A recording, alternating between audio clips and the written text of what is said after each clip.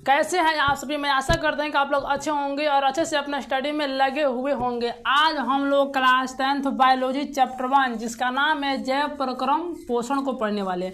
जैव प्रक्रम हम लोग क्या पढ़ने वाले हैं, आज हम लोग पोषण के पढ़ने वाले हैं। और इस पाठ के अंतर्गत जो मुख्य पाठ आता है हमारा वो आता है मानव पाचन तंत्र। आज हम लोग क्या देखेंगे कि तो मानव पाचन तंत्र को समझने की प्रयास करेंगे। देखिए आइए मानव पाचन तंत्र को समझने की प्रयास करेंगे। देखिए मानव पाचन तंत्र को समझने से पहले हम लोग को यह बात जान लेना जरूरी होता है कि आहार नाल होता क्या है। ठीक है, पहला हम लोग क्या जानने के प्रयास करेंगे कि आहार नाल क्या होता है। ठीक है, क्या है आहार नाल क्या। देखिए कि भोजन के पाचन के लिए, जंतुओं में भोजन के पाचन के लिए जो अंग होते हैं उसी को क्या कहते हैं, तो आहार नाल कहते हैं। लिखेंगे कि मनुष्य, क्या लिखेंगे, मनुष्य तथा उच्च श्रेणी की जंतुओं में, उच्च श्रेणी की जंतुओं में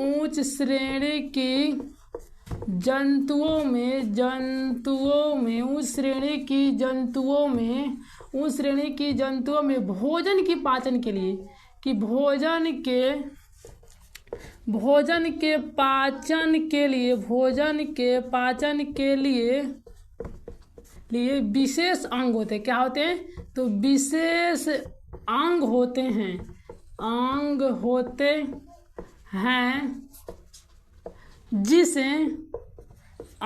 हैं जिसे आहार नाल कहते हैं। क्या कहते हैं, आहार नाल, जिसे क्या कहते हैं, आहार नाल कहते हैं।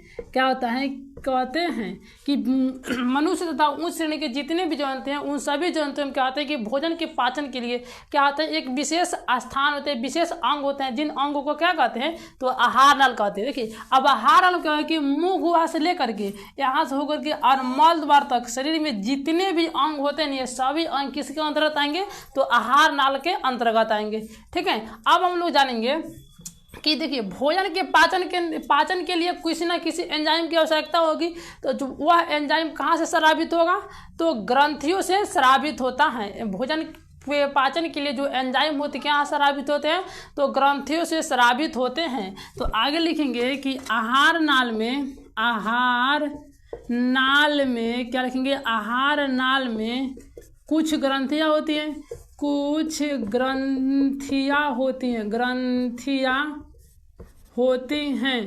आहार नाल में कुछ ग्रंथियाँ होती हैं जो पाचक रस यानी कि एंजाइम पाचक रस का स्राव करते हैं, पाचक रस का स्राव करती हैं, जो भोजन के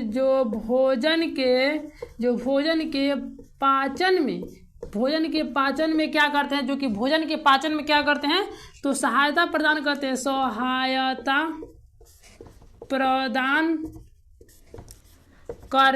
सहायता प्रदान करते हैं। देखिए क्या होता है कि जो आहार नाल में कुछ ग्रंथियाँ होती हैं, वह ग्रंथि क्या करती है, पाचक रस का स्राव करनी है।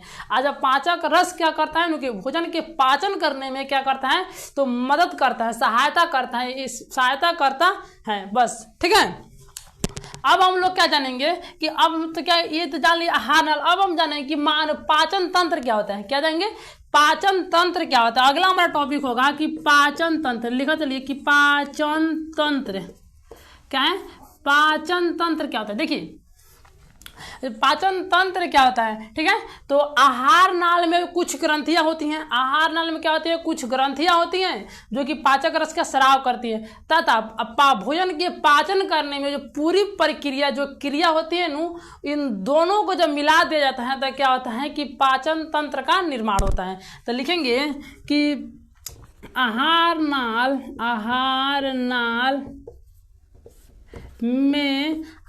नाल में सभी ग्रंथियों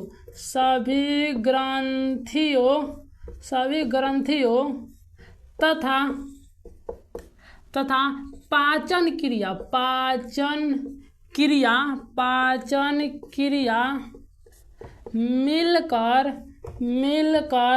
क्रिया मिलकर क्या करती हैं, तो पाचन तंत्र का निर्माण करती है। पाचन तंत्र का निर्माण करती हैं, पाचन तंत्र का निर्माण करती हैं। यानी कि आहार नाली में जो सभी ग्रंथियां होती हैं और जो पाचन भोजन के पाचन करने में जो क्रिया होती हैं, ये दोनों क्या करते हैं तो मिल करके पाचन तंत्र के क्या करते हैं तो निर्माण करते हैं। यहाँ तो हम हमारा आ गए, ठीक है। अब हम लोग क्या करेंगे कि आहार नाल से संबंधित कुछ और ऐसे जानकारी हो जिनके देखने की प्रयास करेंगे, ठीक है। क्या देखेंगे कि आहार नाल में कुछ और ऐसी जानकारियां होती हैं जिसके कारण हम लोग जिससे हम क्या करेंगे तो जानने की प्रयास करेंगे, ठीक है। तो लिखेंगे क्या कि जो आहार नाल होता नहीं है कुंडलित रचना है। आहार नाल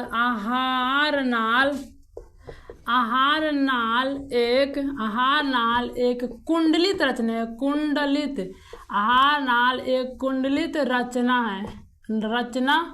है। आहार नाल कैसी रचना है तो आहार नाल एक कुंडलित रचना है जिसकी लंबाई क्या होती है, जिसकी लंबाई 8 से 10 मीटर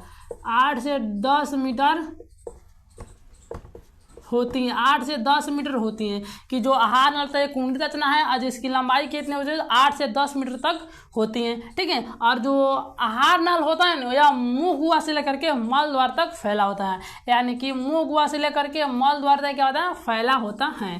तथा क्या लिखेंगे, तथा आहार नाल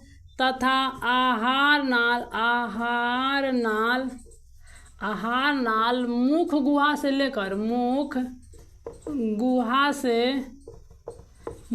से मल द्वार तक फैला होता है। क्या होता है, फैला होता है। यानी कि जो आहार नल होता है ना वह मुंह गुहा से लेकर के मल द्वार तक फैला होता है। क्या होता है कि आहार नल एक कुंडलित रचना है जिसकी लंबाई लगभग 8 से 10 मीटर होती है और यह मुंह गुहा से लेकर के मल द्वार तक क्या होता है फैला होता है, ठीक है। ये हमारा हो गया। आप बताइए कि समझ में नहीं समझ में आया तो आप पूरे कमेंट बॉक्स में छाप दिए यस ब्रो कि भैया हमको जो कुंडलित रचना आहार नल क्या हो समझ में आ गया। अब आगे चलिए, ठीक है। तो आप पूरे कमेंट बॉक्स में छाप दीजिए, ठीक है। अब आगे चलते हैं। आगे हम क्या देखेंगे कि जो आगे देखेंगे कि आहार नाल, देखिए आहार नाल में ऐसे अनेक भाग होते हैं। आहार नाल के भाग को पढ़ने की प्रयास करेंगे, ठीक है। तो हम लोग सबसे पहले क्या पढ़ेंगे, आहार नाल के भाग में मुख गुहा क्या पढ़ेंगे तो मुख मुख मतलब मुंह गुहा, ये मुंह गुहा है, ठीक है। तो देखिए जो मुंह गुहा होता है ना आहार नाल का पहला भाग होता है। मुख गुहा आहार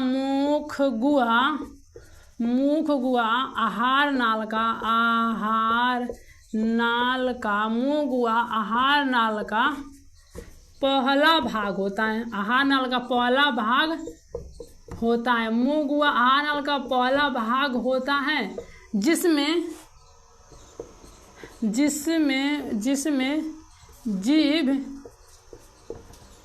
जीभ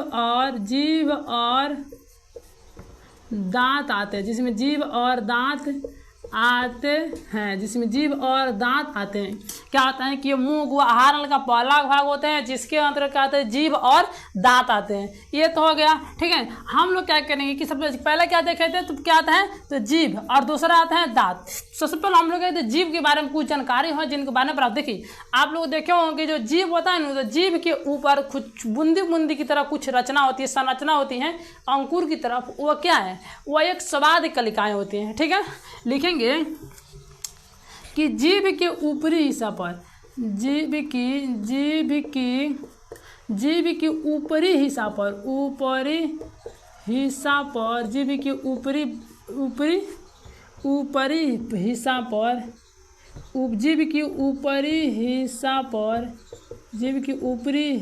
पर छोटे छोटे अंकुर होते हैं। छोटे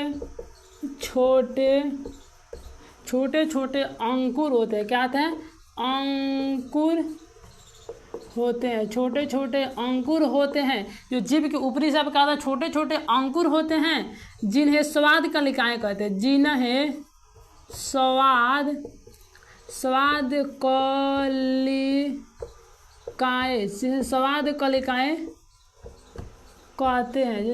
कलिकाएं कहते हैं। क्या होते हैं कि जीभ के ऊपरी हिस्से पर छोटे छोटे अंकुर होते हैं जिन्हें स्वाद कलिकाएं कहती हैं। इन्हीं स्वाद कलिकाओं के माध्यम से इन्हीं स्वाद कलिकाओं के माध्यम से इन्हीं स्वाद कलिकाओं के माध्यम से इन्हीं स्वाद कलिकाओं के माध्यम से क्या होता है, इन्हीं स्वाद कलिकाओं के माध्यम से भोजन का खट्टा मीठा तथा कड़वा आदि होने का ज्ञान प्राप्त होता है। देखिए वो कहते हैं कि जीभ के ऊपरी हिस्सा पर छोटे छोटे अंकुर होते हैं जिन्हें स्वाद कलिकाएं कहते हैं। क्या कहते हैं, जिन्हें स्वाद कलिकाएं कहते हैं। और इन्हीं स्वाद कलिकाओं के माध्यम से भोजन को खट्टा मीठा या कड़वा होने क्या आता है तो ज्ञान प्राप्त होता है। क्या आता है तो ज्ञान प्राप्त होते हैं।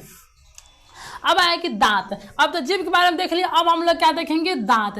देखिए जो दांत क्या देखेंगे, दांत क्या देखेंगे तो दांत, जो दांत होता है ना, क्या देखेंगे, दांत। जो दांत होता है ना वो ऊपरी और नीचे जबड़े पर स्थित होता है। देखिए मान चलिए हमारा जबड़ा हो गया, ठीक है, और यहाँ पर ऐसा फिर ऐसा फिर ऐसा फिर ऐसा फिर ऐसा क्या होता है तो दांत स्थित हो गया।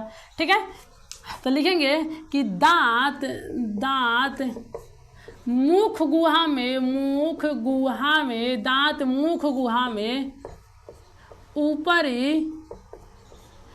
ऊपरी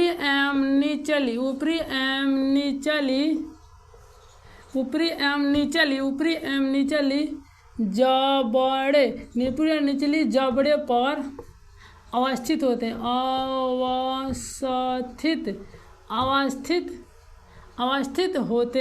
अवस्थित होते हैं। देखिए जो दांत होता है ना तो ऊपरी और निचली जबड़े पे क्या होते हैं तो अवस्थित होते हैं। ठीक है, क्या होते हैं तो ऊपरी और निचली जबड़े पे क्या होते हैं तो अवस्थित होते हैं। ये तो हो गया क्या दांत के बारे में। ठीक है, अब होता क्या है कि जो दांत अवस्थित होते हैं ना, फिर दांत का निर्माण किस प्रकार होता है, दांत का निर्माण किस प्रकार होता है, तो निर्माण पर किस प्रकार होता है। देखिए दांत के भीतर क्या लिखे कि दांत के भीतर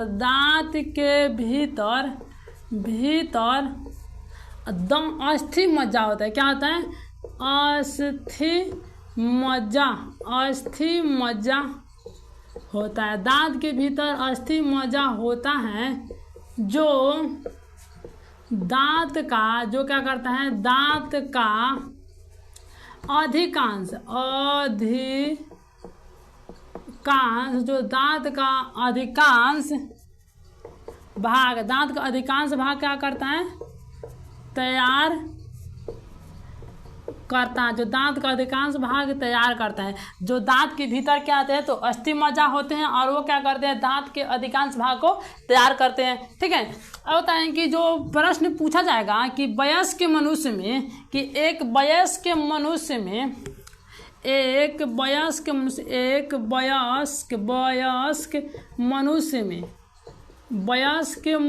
में जो बड़े मनुष्य होते हैं ना, जो बड़े लोग होते हैं, जो जैसे हम लोग जवान लोग बोलते हैं, बड़े मनुष्य में दांतों की संख्या होती है। क्योंकि बड़े मनुष्य के में कुल दांत की संख्या, कुल जो दांत होते हैं कितने होते हैं तो 32 होते हैं।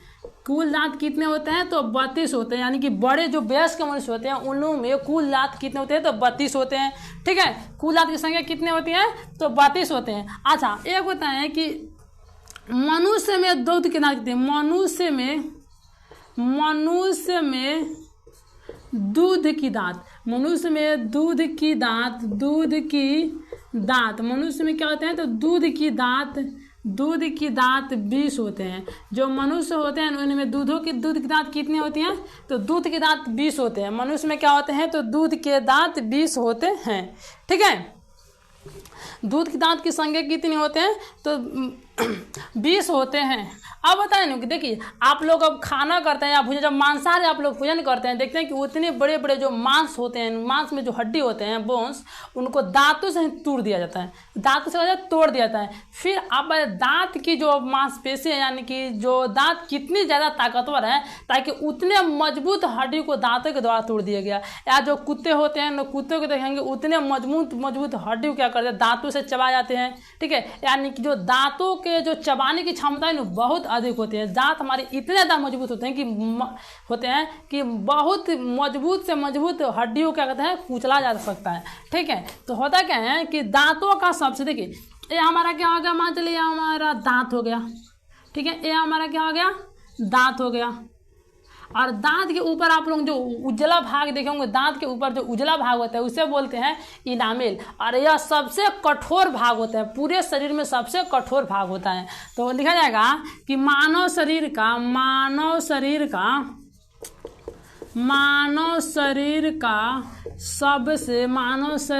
सबसे कठोर अंग, कठोर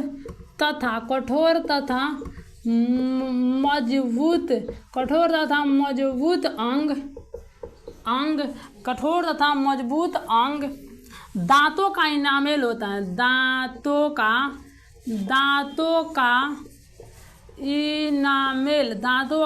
इनामेल होता है। क्या होता है, तो दांतों का इनामेल होता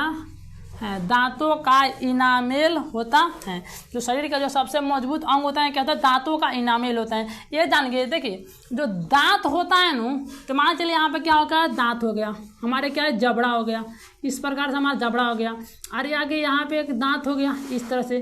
फिर अगर यहाँ पर हाला और फिर यहाँ पे इस तरह से, फिर इस तरह से आगे गया, फिर इस तरह का, फिर इस तरह से आगे गया, फिर इस तरह का, इस तरह से। देखिए तो जो दांत का जो भाग इस मसूड़ों में क्या होगा हमारा, ये मसूड़ा में धंसा होता है। दांत का जौन सा भाग मसूड़ा में धंसा होता है वह कहलाता है तो जड़ कहलाता है। अच्छा, और जो भाग ऊपर निकला होता है वह कहलाता है तो शिखर या सिर या शिखर कहलाता है। और सिर या शिखर के बीच के जो ये वाला स्थान होते हैं इसे क्या कहते हैं, ग्रीवा या गर्दन बोलते हैं। तो लिखेंगे कि दांत का वह भाग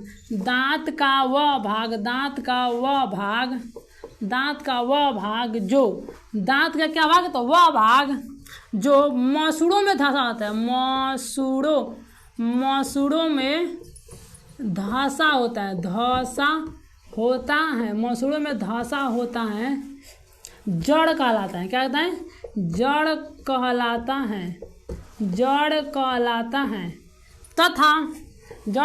है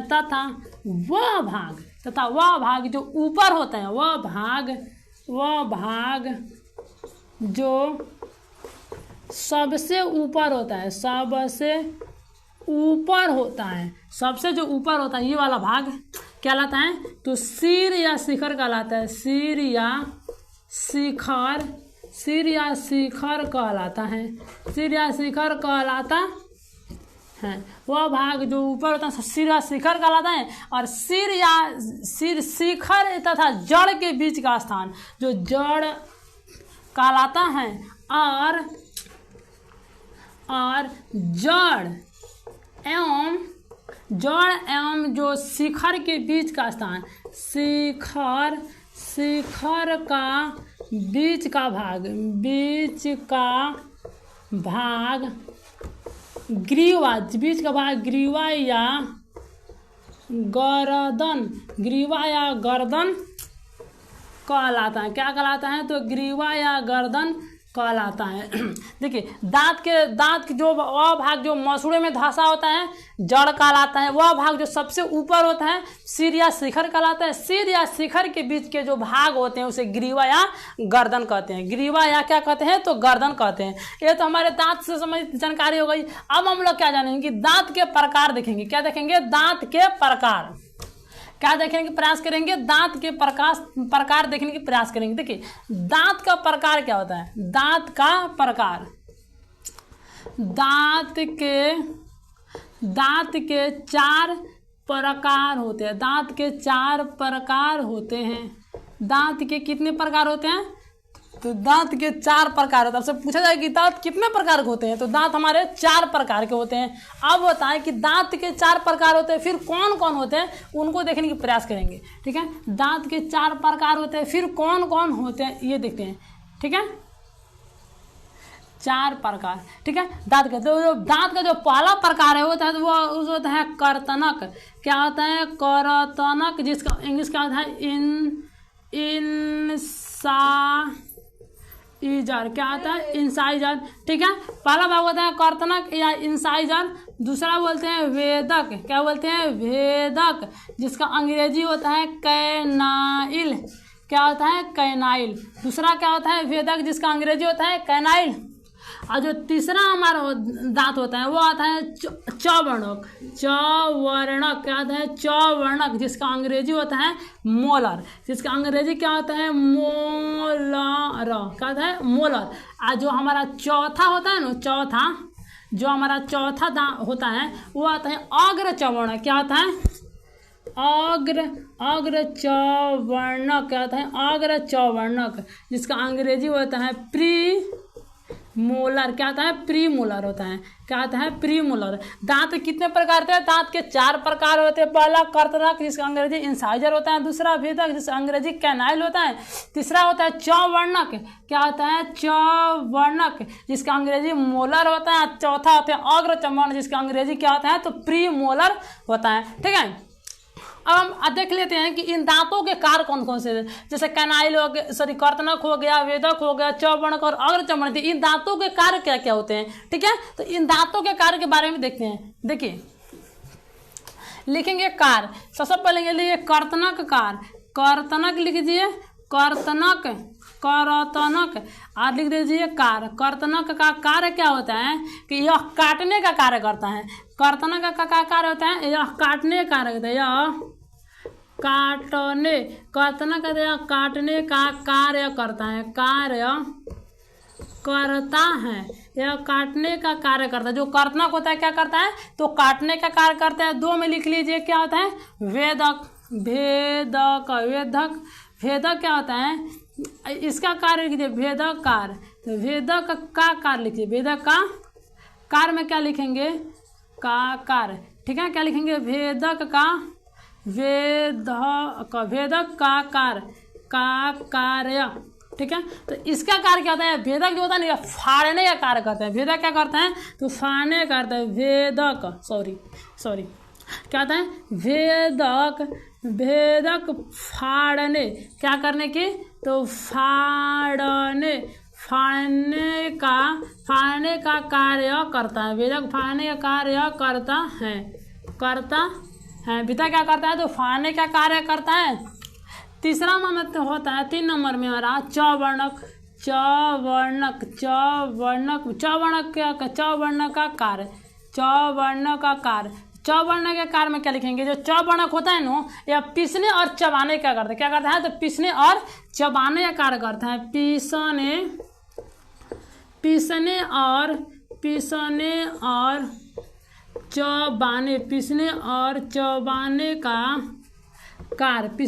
चबाने का कार्य करता है। क्या करता है? तो पीसने और चबाने का कार्य करता है। जो चवर्णक होता है यह पीसने और चबाने का कार्य करते हैं। और जो अग्र चवर्णक, जिसका अंग्रेजी प्री मोलर होता है, यह भी क्या करता है? तो पीसने और चबाने का। तो 4 नंबर हेडिंग दीजिए और लिखिए अग्र चवर्णक। क्या लिखेंगे? अग्र चवर्णक का कार्य। अग्र चवर्णक का कार्य। तो अग्र जो चवर्णक होता है यह भी क्या करता है? पीसने और चबाने का करता है। लिखता है पीसने और